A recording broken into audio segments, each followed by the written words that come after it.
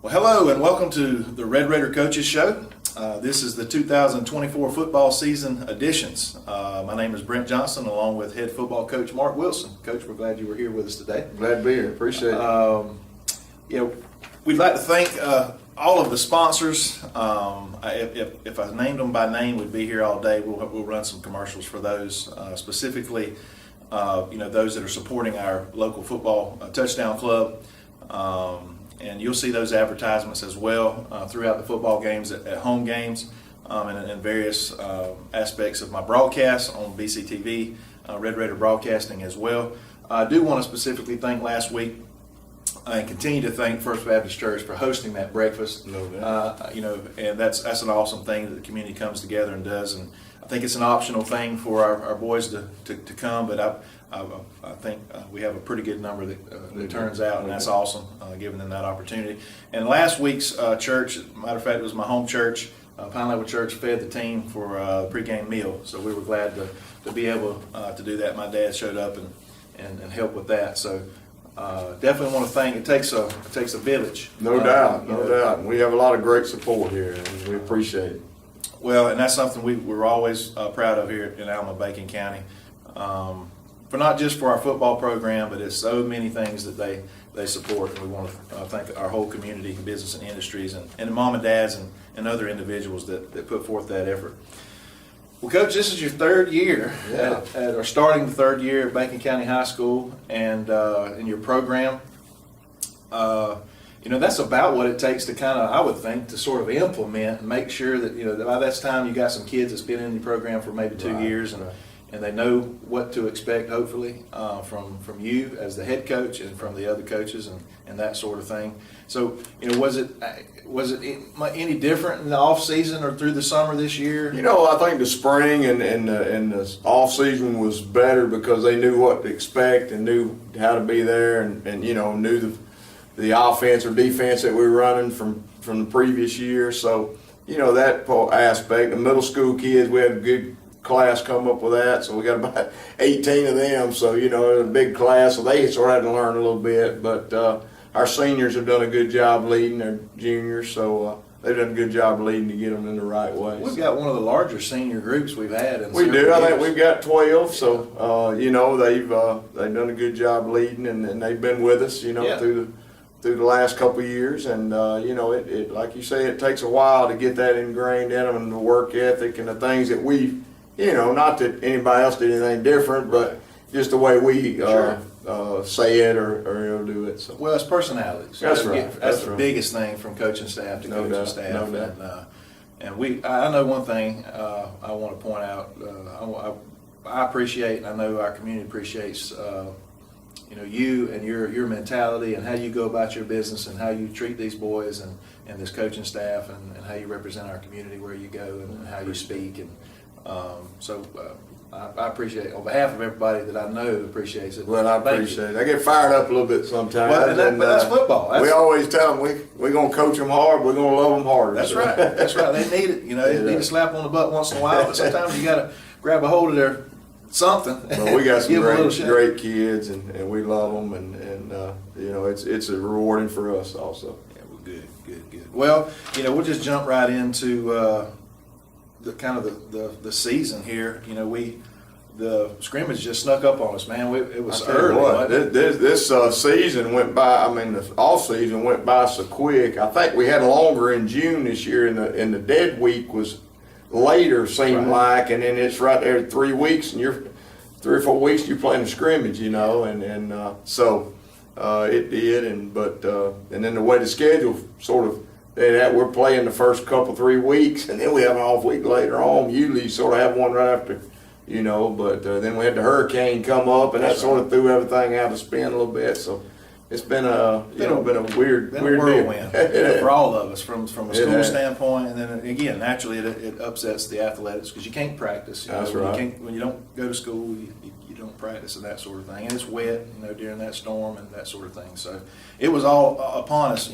Next thing you know, we're we're in the visitor stands at in Appleton County. So Exactly. give me your thoughts on. We won't spend a whole lot of time on the scrimmage, but give me your thoughts on that. Yeah, I game. thought the kids played hard. We got behind early, and we're able to come back and come back and make a tight game of it. But the kids played hard. That's what we were looking for. Looking to see who will get out there and compete, and what do we need to work on. Those kind of things like that helped us out. The only bad thing is we had a week of 5 days, 6 days without practice after things, so we had to sort of go back and revisit it a little bit, but that was a little different. But other than that, I thought, kids played hard. Well, that's what scrimmages are for. You make some mistakes, and we saw some of that. And I think I saw you the day after.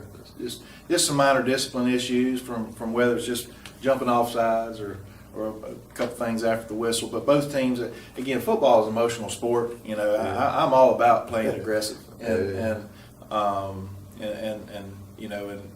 it's just part of the game. But yeah, if you can, but when you're able to harness that and focus it, man. And that's what football teaches, life lessons. I mean, you're going to have hard times, and you got to know how to react to it. And that's what they're learning. That's right. So. That's exactly right. Well, Appleton County is a great football program. They've had something pretty special over there for the last few years. Again, a little bigger program. Have been like Pierce County for probably the past decade. And I think they lost a few kids, but they're going to be set to compete again. In their region and their classification. And so it's always fun to go over there and just, like I said, measure up, see where you're at. And we took what we learned from there, and we went to work and got prepared for Clinch County. Yeah, that's right. Clinch is a perennial powerhouse for single A football and have been for probably 3 decades total. Building a new school over there. I'm very proud for them. They wasn't quite finished with it when we got over there. Had some parking issues, but did y'all have to go back in the same? Oh my gosh, it was rough and the pregame was pretty rough. I'll be honest with you, probably the roughest conditions we've had since I've been coaching 37 years. We got put in a closet and dust everywhere and had to walk forever to get somewhere. It's just one of those kind of deals that you got to deal with. That's unfortunate, but hopefully next or 2 years from now, or whenever we go back over there, it'll be in a little better shape. But proud for them again, either way, for their school and that sort of thing. And again, you're talking about a program. Coach Dickerson, I don't know if you know him personally. I do. He's back for. Is it just interim? I don't know. I guess see how he feels. I guess after this year, but he had a lot of success for well over a decade there, and then he retired, and then they asked him to come back for this. There's a lot of enthusiasm with that. He coached a lot of their daddies and a lot of their cousins and things, and when he came back, that sort of gave them a little bit of deal. And they got a good young team, and like I say, they got great tradition. Yeah. We just went down there and didn't play very well to start with. Turnovers. Well, our thing, we had a couple of seniors that had a little issues that had to sit out, and we started 5 sophomores on defense, but the defense actually held up all right, and our offense turned the ball over. So those kind of things. When you go play a team with that tradition, that they know how to win. They know how to win. That's right. And you can't do those kind of things. We talked about it on the broadcast, myself and Coach Keck. When you make those mistakes or you turn the ball, I don't care what sport it is. You turn the ball over, it makes it makes a good team worse and a mediocre team really bad. No doubt. You just don't have you can't do it. And if you're going to especially go into somebody's territory and try to upset them, get a big victory. But I still felt all night long that we matched up well with that team. We did, and we fought hard through the whole thing. That's what we're looking for. Is play 4 quarters football. It takes 5. We got to play 5, whatever it takes. But we never gave up and did those kind of things that got ourselves in a hole. But we tried to dig out of it, and that's what you're looking for when you get in that kind of spot. We wanted to play tough competition. But when we get going, because with the new power ranking systems, things like that, it's better if you play a tougher schedule. And we'll discuss the power rankings briefly at the end of the show for those of you that are not familiar with it. And it's going to be new to us, but yeah, you want to fill your non-conference, non-region schedule up with some teams that's going to potentially give you some extra boost there at the end of the year. But again, I'm like you. I was very pleased with. I was disappointed again, like you and everybody else, with some of the mistakes. But we scored late. The boys kept playing hard and made the game closer to what it probably, definitely should have been Right. overall. So this week we're going to head. Well, head nowhere. We're going to head right here to Red Raider Field. Yeah, I'm tired. We've been traveling. We're coming home tomorrow night. 7:30 kickoff against Telfair. Telfair County. They always got a pretty solid club. Well, they got a good team. Coach Barson's done a good job. I think this is his 5th or 6th year in there, maybe more than that. It might have been a while, but he's done a good job building them up. They made the quarterfinals last year. Year before that, I think second round. So they've got some good players and another good competition, great competition for us to get out there and compete against. So again, anything particular we need the fans at home can expect or look for? Yeah, they're big, they're fast, they run spread offense, and defense they're more of an 8-man front defense, but they've got a all-state running back coming back. He's a big boy, and they got a couple of good receivers, but their line of scrimmage, they got an all-state offensive and defensive tackle, so wow. They're big, and they may be a little bit bigger than Clint, so and we knew going into the thing. Clint's played in the semis, and they played in the quarters, and we knew it's going to be one of them kind of deal. But that's what we want to do. We want to get to that point and get to where we need to be. That's right. And we're looking forward to it. We're young. We're in some of those areas, but we do have some size and guys that came up from 8th grade. We do, and we sort of got some older kids, but then some younger kids had to match up. We ain't really got our classes where it's stacked together like we need to, but we're getting there. Gotcha. Where you got a lot of seniors and a lot of juniors, and then the sophomore and freshmen don't have to play much. They play more on Thursday, so Gotcha. that's what you want. That's But what you now want. we're sort of senior, sophomore. We got juniors, but not as many. Right. And our sophomores having to play a good bit. So that's where we're at right now. But big freshman class coming up. So Development. That's a good problem. It is. You It got is. some kids, and I've seen some of these kids. I remember watching them from middle school last year, running that jumbotron and middle school games, and like the one that just stands out for me, just a good-looking kid in the uniform, and he got a few carries over in Appleton County, number 4, the Dixon kid. Yeah, Keon, he actually got going on the kickoff return. They punched it up to us over there, and he ran back there and got it, about running back. So he loves football and loves to get out there and compete, so those are things. The young ones have got to learn, though. They're used to playing a lot, and they got to learn. They got to bide their time a little bit, and that's hard for them when they come up. And hope we get some JV games going and to get them rolling, because they got to learn that kind of stuff. I told them, you got to think about it when they were in. What grade would they be in when if they were 8th graders? Well, they'd be in 5th grade, so they wouldn't even be out there. So they got to realize these guys have bided their time a little bit, and a little bit stronger, and so that's just what they got to learn. Well, that's good. That's good. We've got some coaches that's been with you from the start. Your son, number 1, Matt, the offensive coordinator. Yeah. Thad Williams is a DC, and Austin Wilder, who's a huge asset to us. He's special teams and linebackers, and he spends a lot of time in recruitment. And I'll put a plug in for him. He's not just doing it for football now he's doing it for school wide, for any sport that our young men and women are competing in. He's putting forth an effort to get them recruited by colleges big and small, to give them an opportunity to continue their education and then potentially play their sport as well. So I want to commend him for taking on that key role, and that's huge these days. It is, no doubt. We've been fortunate to have 8 kids signed the last 2 years, to play college ball, and so we just sort of took that same model that we've done, and then Austin's done a great job with it, and all other coaches getting in there. But there's a school for everybody. We just got to find it. That's right. That's exactly. As long as they get their grades and act right and do what they're supposed to, there's a school for everybody. That's right. And then your younger son, Ty. Ty, yeah. He's a wide receivers kickers coach. We're glad to have him back. And then we've got 3 brand new guys. You maybe tell me just a little bit about these guys. Braden Griffiths, he comes from Appleton. He hails from Appleton County. Right, yeah. Offensive line coach. That's right. Yeah. So what? Braden's done a good job. Like I said, we got our 3 young coaches the first year in here doing it. But the thing I like about all 3 of them, they're high character.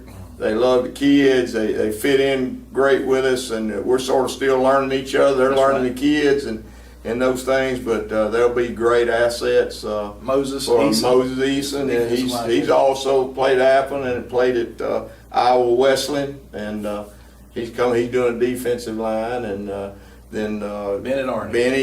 Bennett Arney, I think went to school here. He did play baseball. And I'll be honest with you, he's got in there, boy, and he's done a great job with our running backs and starting to build relationships, and just a great character kid, and you can tell he's been raised here, and we appreciate them. But I think they're going to be a great, and our staff, got a good mix of some guys that's got some experience, and other ones, and my assistants have been good with them, and I think, it takes you a while to get knowing everybody, but that's it's starting to click on that end too. So. Well, folks at home, if you haven't looked at our schedule for this year, it's changed. For the next couple of years at least, new region alignment. I'm going to just go down the list here. Our first region game won't be until the 20th of September, and that's going to be where we travel to Thomasville, Georgia. So Thomasville, we got Berrien County on the schedule in our region play. And one I really like, as we renewed an old rivalry, border rivalry with Jeff Davis. We have a new one, Worth County, down in Sylvester, Georgia. Fitzgerald High School, we played them a couple times in the regular season, but they're going to be in region play now, and then we'll wrap things up with Brantley at the end of the year. Yeah, it's region stacked. We lost a couple of big ones. What was it, out of the frying pan into the fire? That's right. I think Thomasville beat Brooks by 20 the other night, so that'll show you. Brooks been better this year. Yeah, they were young last year, so we got to go down there, which is a great place, great atmosphere to play in. We'll enjoy that, and then I think Worth's probably going to have one of their better teams. I think they scored 50-something in a scrimmage against Cairo. So they got some real offensive weapons coming back. Fitzgerald. Perennial.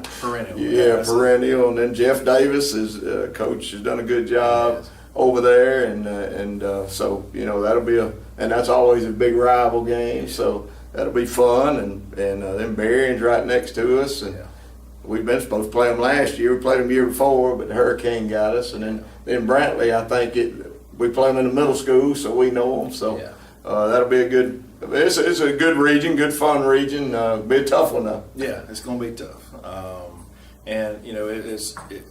We talked about the point system. I forget. Power rankings. That's right. See if you can explain that. It's hard to explain a little bit. When I was at Taylor to school before I came here, we were on the power rankings for 3 or 4 years, and it goes on. It's a little bit different, but it goes on your region record and then the people that you play. So playing clinches, if they win a bunch, and then who they play, it sort of factors in the formula with it. And then what they'll do in our division, some of the regions don't have 4 teams. 4 teams out of our region are going to make the playoffs, but they'll rank them by the way they come in region. But then they could be 5, maybe 6 teams out of our region make it because other teams might not have but 2 in the region, and then whoever the power rankings are, then you go up on that to see who really makes the playoffs. So it really amounts to who you're playing and how you do against them. So there's a lot of regions I've noticed that you look at, it's a little deceiving. They may have 6, maybe 5 or 6 teams in the region, but 2 or 3 of them might be private schools. Well, in the private schools now they've taken out in the playoffs, and they play each other in the year, but not now. But I think 2 regions only have 2 teams in it that are public school. That's right. So there's going to have to be 4 to 5. I think there may be 5 or 6 at-large teams that's going to have to bump in there. So the harder schedule you play and the better you play, you got a good shot at making the playoffs. Getting in outside of the 4. Yeah, you can make it easy if you just do that. You'll be in. That's right. Now they do rank at this playoffs. Then they rank you at power rankings as 1 will play 32. That's right. So you need to still do well in that to get a better power. Okay, so they don't look at. So we won't match up like. Typically, we match up with Region 4 it's in the different. first round. Yeah, it's different this time. It's 132. Yeah. Well, I think it's something in that. Something to that effect. Well, yeah, there's there's a formula for it, but it's not going to be the, you know. Well, like I said, we automatically going to play. That's right. Reason for Yeah, teams in the first round. That's right. That's right. So, okay, well, I didn't know that. That's interesting. Yeah. Well, I appreciate that short rundown there, and I appreciate your time here for this show. You know, he may join us again at another show throughout the season, but he loves to throw his younger coaches on the show with us, and we enjoy having them. But next week we'll probably have a couple of the coaches like last year on the show. But again, I want to thank Coach Mark Wilson for being here with us. Thank him for being a part of our program and continue to, again, to shape and mold these kids. Football is great, but preparing these guys for life and the ups and downs for the everyday stuff is huge, and I know that's what this guy's doing, and we certainly appreciate it here at Bacon County High School, and our community should too. So, no doubt, we want to thank our Touchdown Club. They've been big, and all our sponsors. We've raised a lot of money this year for them, and we got a lot of new faces in there. A lot of middle school kids, parents are coming up now with the high school, and they've worked so well. They're feeding us 3 or 4 times a week. We're getting into that, and you know, we appreciate it very much. Feeding the middle school, doing all that, and that's awesome. So it's a good deal. That's good. Yeah. Well, we hope to see you tomorrow night here at home, big at Red Raider Field, big stadium. You can't miss it when you're going down US 1.